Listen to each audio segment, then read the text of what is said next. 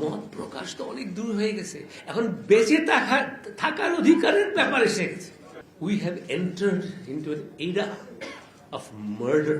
Social মিডিয়াতে একটা দেখা গেছে যে তারা বলছে ডেইলি স্টার এবং প্রথম আলোর যারা সাংবাদিক তাদের ঘরে ঘরে গিয়ে তাদেরকে হত্যা করতে হবে। আপনারা জানি না দেখেছেন কিনা। সো এটা যে একটা কাকতালীয় ঘটনা ঘটেছে তা না, এটা মার্ডারাস।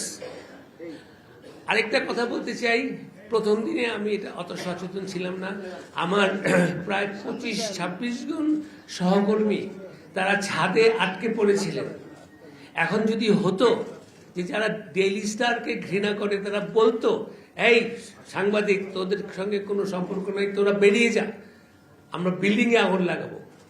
সেই 26-27 জন ছাদে আটকে ছিল এবং ফায়ার ব্রিগেডকে আসতে দেওয়া হয় নাই। এটার মানে কি? They didn't only want to burn the building, they wanted to murder the staff of Daily Star. So we have entered, এটা ফখরুল ভাই খুব সুন্দরভাবে বললেন যে we have not only to just react, stand together, but we have to respond.